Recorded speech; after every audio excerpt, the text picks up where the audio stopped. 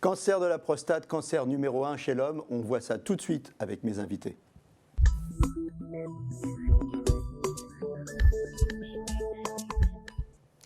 Avec moi sur le plateau, le professeur Desgrandchamps. Vous êtes chef de service d'urologie à l'hôpital Saint-Louis et vous êtes l'auteur de La prostate, on en parle. Excellent bouquin que je vous recommande. Gérard Révy, vous avez eu un cancer de la prostate et on vous avait déjà reçu dans cette émission et c'était juste avant votre opération. Alors, racontez-nous, dites-nous où vous en êtes. Écoutez, l'opération s'est déroulée il y a 2 ans, moins 3 semaines, pour être précis. C'est une opération qui s'est très très bien déroulée, sans aucune surprise. Alors je vais vous couper quand même. Avant l'opération, on vous a reçu sur le plateau. Malgré tout, il y a eu une petite appréhension. Hein. Ah là, oui, parce que j'avais été quelque peu échaudé et heureusement que le professeur Desgrandchamps m'a rassuré à l'époque parce qu'on m'a annoncé que j'avais un cancer, comme je vous l'avais expliqué à l'époque. On me l'a annoncé un lundi matin par téléphone. J'étais devant mon petit déjeuner. On m'a dit, monsieur Révy, il faut que je vous voie, vous avez un cancer. Pour commencer une semaine à 9h moins le quart le matin, ça fait un peu drôle. Ricoré, l'ami du petit déjeuner, avait de mauvaises nouvelles. Voilà, ça passait pas. J'ai eu la chance de rencontrer le professeur Desgrandchamps dans les quelques jours qui suivaient. Et le professeur Desgrandchamps m'a dit un cancer de la prostate, c'est grave, certes, mais ne pensez pas que vous allez mourir dans les 3 jours. Et il a commencé à me rassurer, m'expliquer les différentes méthodes. Il avait raison parce que ça fait 2 ans déjà. Oui, il est bien vivant, Gérard. Ça va bien. Donc le professeur avait raison à ce moment-là. Ouais. Et il a toujours raison. Pour l'instant, j'ai pas. Il est bien vivant. Voilà. Et le fait, j'ai été pris en charge par son service et j'ai été très très bien pris en charge par une certaine Malika qui m'a expliqué les tenants et les aboutissants de cette opération, puisque on a choisi l'opération, l'ablation complète de la prostate. Alors, je vous repose une question, excusez-moi, je vous coupe au fur et à mesure. Allez-y. Mais alors, qu'est-ce qui se passe dans la tête quand on vous met devant le choix? On vous dit, voilà, ablation, pas ablation. Alors, ablation, vous dites opération, effet secondaire possible, tout ça. Qu'est-ce qui se passe dans votre tête? Alors, déjà, j'étais positif sur le fait qu'il fallait que je me fasse opérer à cause des antécédents. Mon père était décédé d'un cancer et mon frère était décédé d'un cancer. Je me disais, je suis le 3e, il y en a bien un qui va s'en sortir, donc de toute façon, tu n'as pas le choix. Tu as un cancer, il y a des gens autour de toi, donc le professeur Desgrandchamps m'avait expliqué. Il y a des gens autour de toi. Mon père est décédé en 77. Je dis, en 40 ans, la médecine a évolué. Mon frère est décédé en 2005. Je dis, en 13 ans, parce que c'était en 2018 mon opération, la médecine a évolué. J'ai toutes les chances possibles et inimaginables. Et de toute façon, vaut mieux que je les mette aujourd'hui de mon côté que ne rien faire. Maintenant, effectivement, vous posez une question que beaucoup d'hommes doivent se poser. Je me fais opérer de la prostate. Enfin, il y a différentes méthodes que le professeur Desgrandchamps expliquera après. La question, c'est de se dire, qu'est-ce qui va se passer? On sait tous qu'en lisant les bouquins, on a des soucis post-opératoires, à savoir, au départ, l'incontinence. Mince, on se dit, j'ai 66 ans. Si je suis incontinent, d'un seul coup, je prends 15 ans de plus. D'un seul coup, je me retrouve à l'âge de 80 ans avec des couches, avec ceci, avec cela. Ça, c'est une question qui pèse lourd dans le cerveau. On se dit, comment ça va se passer? Après, l'autre conséquence, c'est de se dire, est-ce que j'aurai toujours ma vie d'homme, notamment vie sexuelle? Déjà de ce côté-là, j'avais quelques soucis. Je suis diabétique de type 2 et j'avais quelques difficultés érectiles. J'ai vu un urologue qui a réglé, je dirais, cette anomalie grâce à un style Viagra. Oui. Style Viagra, c'était je ne sais plus. Et le fait, c'est la recherche du cancer est venue là, c'est qu'il m'a dit, Monsieur Revy, le cancer ne vient pas tout seul, c'est soit un problème psychologique, soit un problème maladie, enfin, il ne savait pas si j'avais un cancer, c'était le fait d'avoir un dysfonctionnement érectile.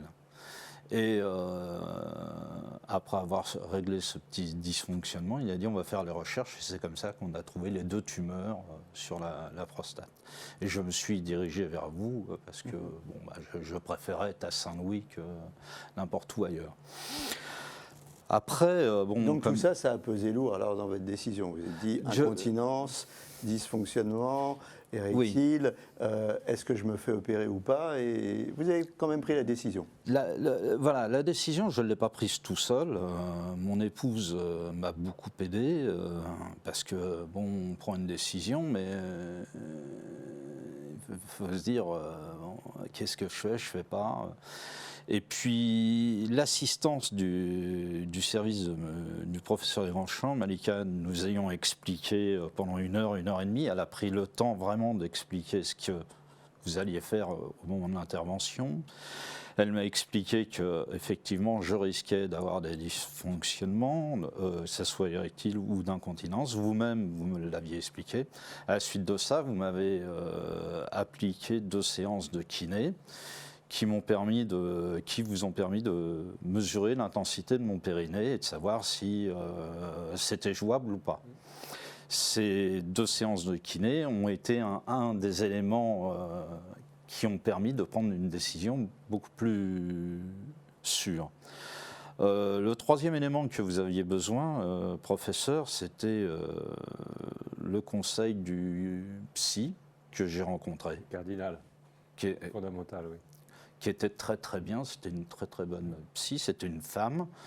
Au départ, ça fait un peu drôle de se libérer près d'une femme, quoi.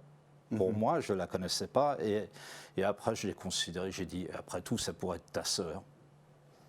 Voilà comment et je me suis libéré et tout.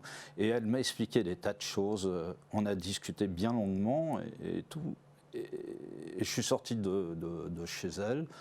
J'ai rediscuté avec mon épouse, on a vraiment pesé le pour et le contre. Je vous ai vu, vous aviez programmé l'opération pour le début de l'année d'après. Je vous ai dit, docteur, si vous pensez que c'est bon, on attaque maintenant, parce que moi, je me sens prêt.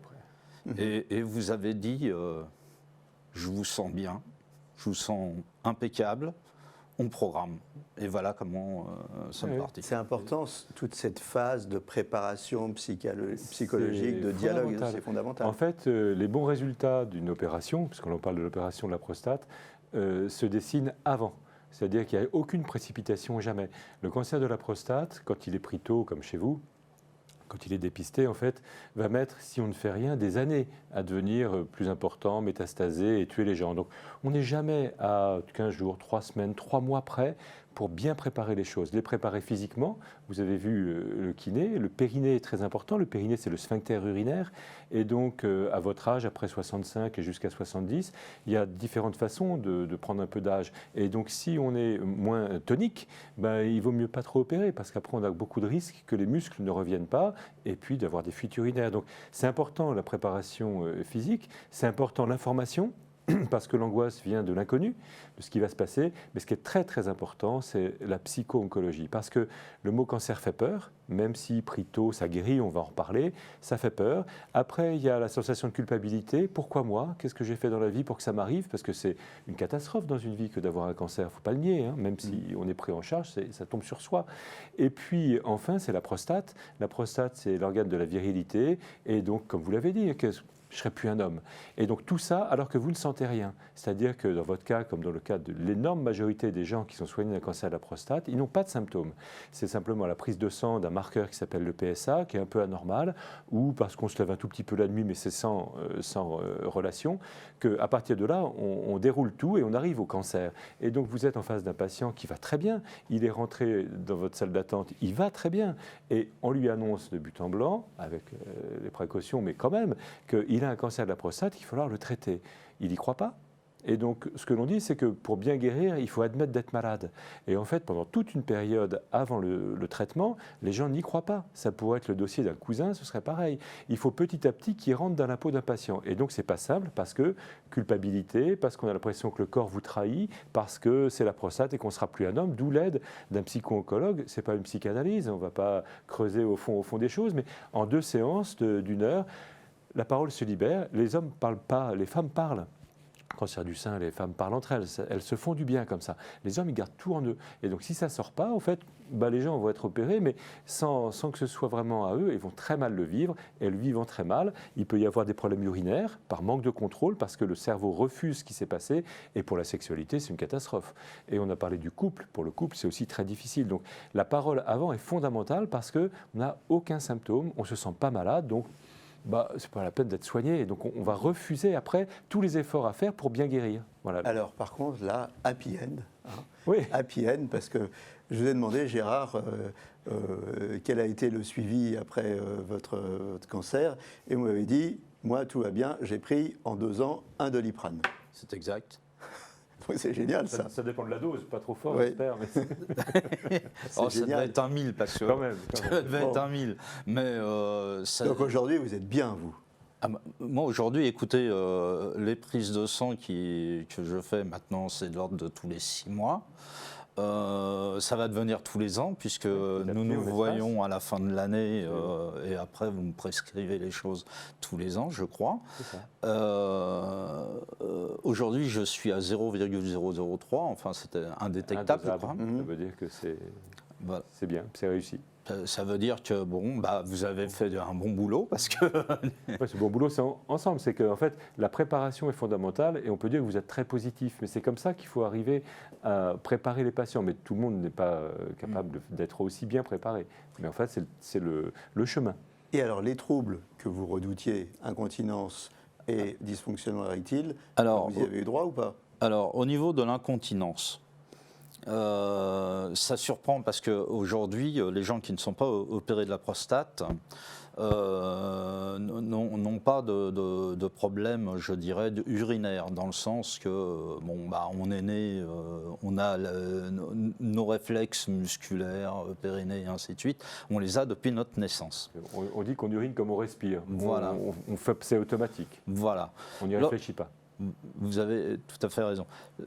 En ce qui concerne lorsqu'on est opéré de la prostate, la première chose que j'ai redoutée, c'est le jour de ma sortie, lorsqu'on m'a enlevé 2 heures avant la sonde. Parce qu'auparavant, on ne ressent rien, puisque tout se fait... Oui. Tout s'écoule. Tout s'écoule, donc on ne ressent absolument rien.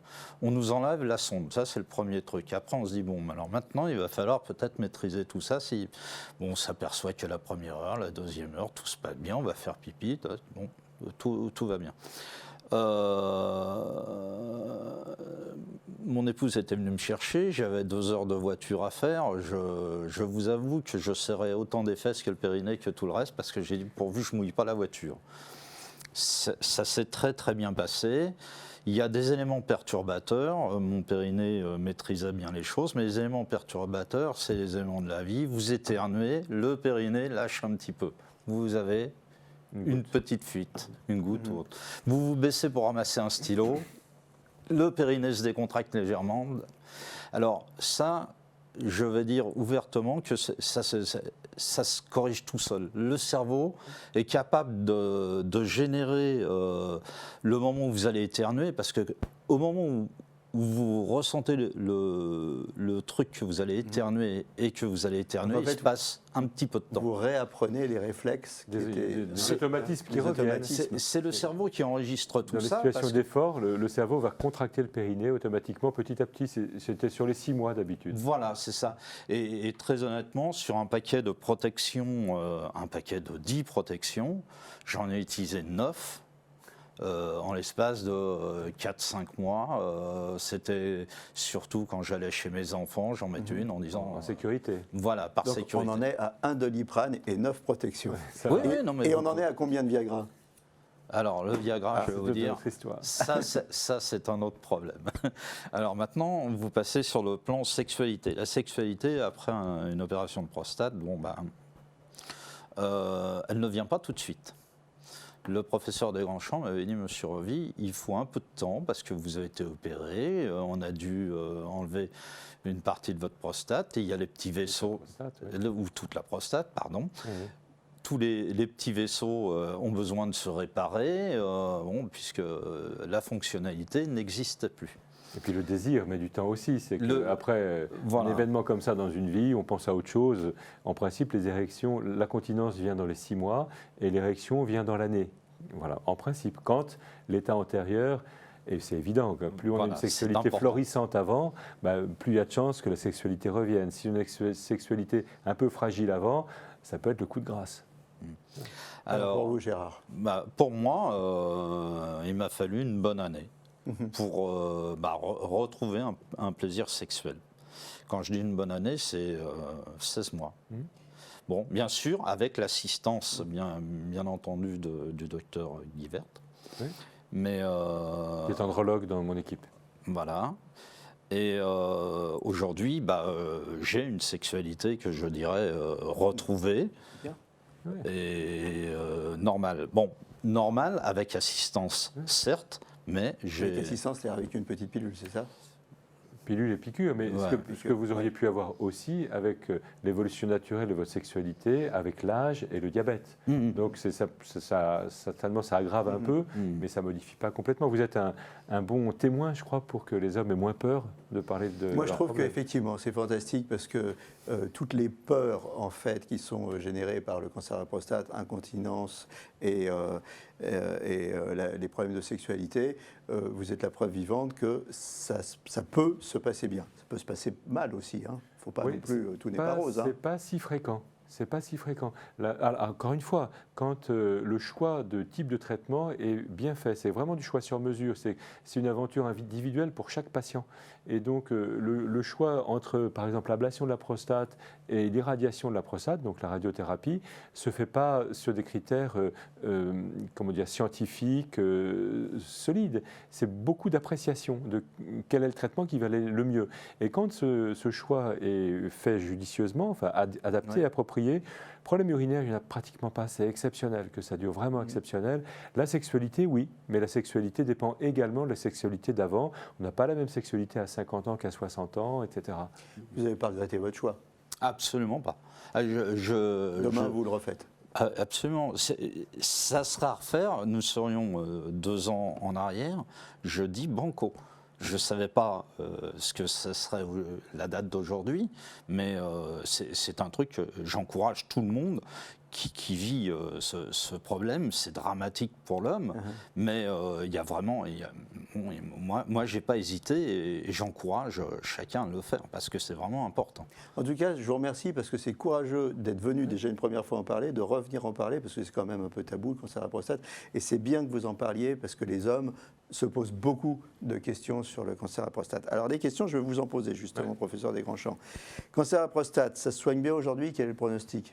C'est excellent quand c'est pris tôt. Malheureusement, le problème du cancer de la prostate, c'est que quand ça commence à parler, quand les gens commencent à avoir des symptômes, c'est que la maladie est très avancée. Et quand elle est avancée avec des métastases, on arrive à avoir de très longs survivants. Mais la guérison est compliquée. C'est pour ça qu'il faut promouvoir le dépistage, c'est-à-dire en fait ce que vous avez fait, une prise de sang pour un dosage qui s'appelle le PSA. Et en fonction de ce marqueur, on va ou pas faire différents examens. À partir de quel âge le dépistage? À partir de 50 ans, le taux normal est de 4. En fait, il a été montré que si vous avez un taux de PSA en dessous de 1 à 50 ans, le risque dans les 20 ans d'avoir un cancer est très faible, donc on peut lever un peu le pied. Si vous avez un taux de PSA au-dessus de 1 autour de 50 ans, ça ne veut pas dire que vous allez avoir un cancer de la prostate, mais ça veut dire qu'il faut régulièrement faire des dosages pour savoir où vous en êtes. Le rythme des dosages, c'est tous les ans. Alors, quand c'est au-dessus de 2,5 et sinon c'est tous les ans. Voilà, c'est plus simple. Alors il faut dire aussi aux gens que ce n'est pas parce qu'on a un taux de PSA élevé qu'on a forcément un cancer de la prostate. Loin de là. Le PSA est un marqueur d'activité de la prostate. La prostate, ça sert à sécréter le liquide séminal, donc à former le sperme, et ça sert également à expulser le sperme lors de l'éjaculation. Et donc dans la formation du liquide séminal, la prostate sécrète un sucre qui sert à la liquéfaction du sperme après l'éjaculation pour que les spermatozoïdes envie d'aller trouver l'ovocyte, se détache de la glu en fait. Et une partie de ce substance, donc qui s'appelle le PSA, passe dans le sang de façon normale. C'est pas étanche la prostate. En fonction de ses contractions, en fonction du temps, en fonction du moment, ça passe plus ou moins. Mais ça passe. Donc le taux de PSA est variable. Vous avez une différence de plus ou moins 20%. Donc quand un taux de PSA paraît anormal, vous attendez 3-4 semaines, vous le redosez, il se peut qu'il soit redevenu normal. Mais sinon, le taux de PSA monte lorsque la prostate est anormale, si on veut dire. C'est-à-dire qu'en fait, en cas d'infection urinaire chez l'homme, le PSA s'élève. En cas d'adénome de la prostate, alors c'est une variation de la normale, l'adénome c'est la prostate qui grossit avec l'âge, le PSA monte et peut atteindre 10% de la taille.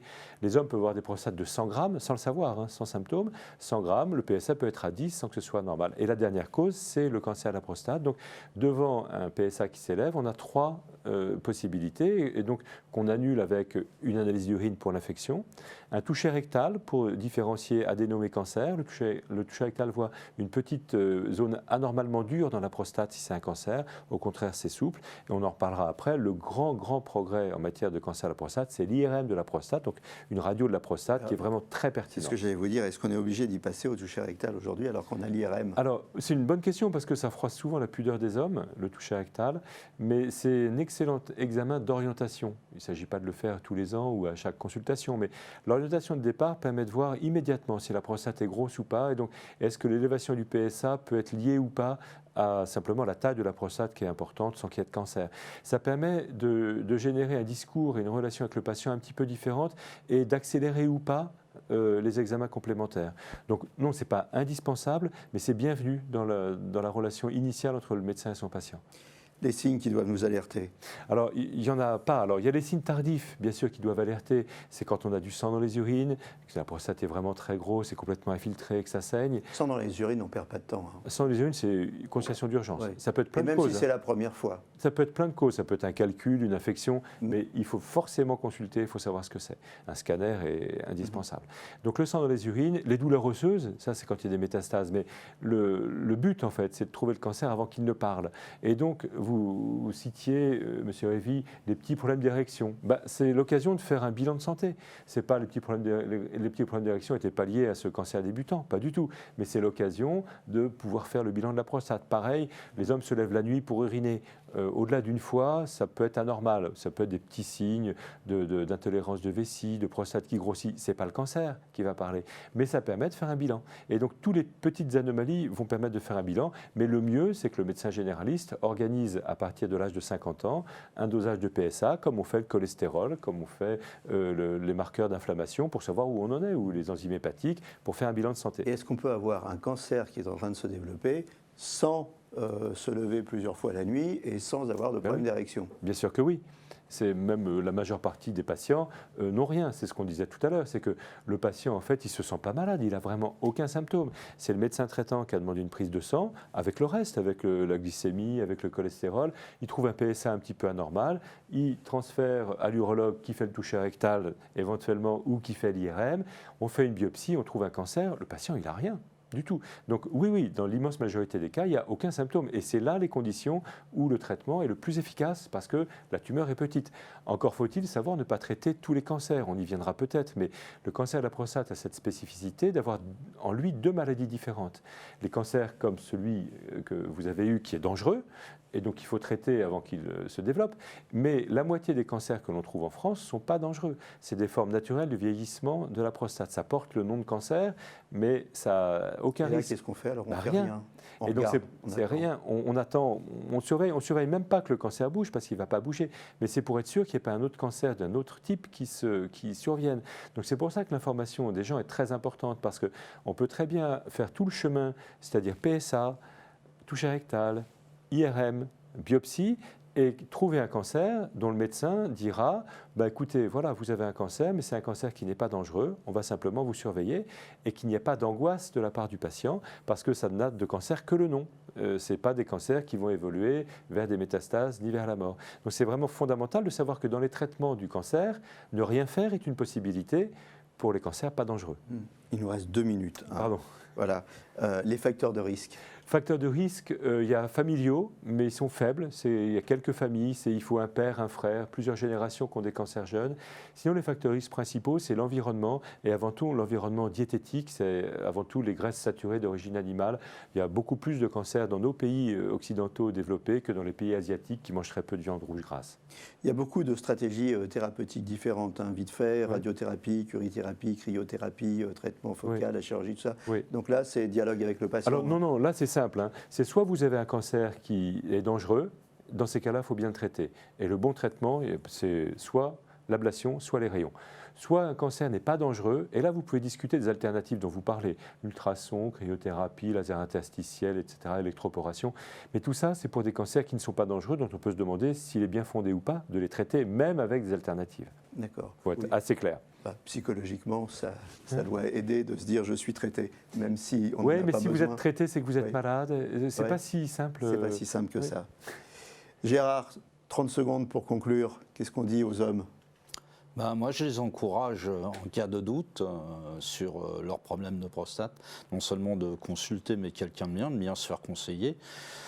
Bon, comme moi, j'ai eu la chance d'être assisté par le professeur Desgrandchamps, hein, mais il ne faut pas hésiter. Il faut Pas hésiter, surtout pas perdre de temps. Pas perdre de temps. Pas perdre de temps. Et Voilà. surtout y croire, parce que tout est possible. Et après, on a une vie tout à fait correcte. Vous en êtes l'exemple vivant. Merci à tous les deux d'être venus sur le plateau. Merci professeur Desgrandchamps. Je rappelle le titre de votre ouvrage, La prostate, on en parle. Messieurs, lisez ce bouquin et allez vous faire dépister. À très bientôt pour un nouveau numéro et d'ici là, portez-vous bien.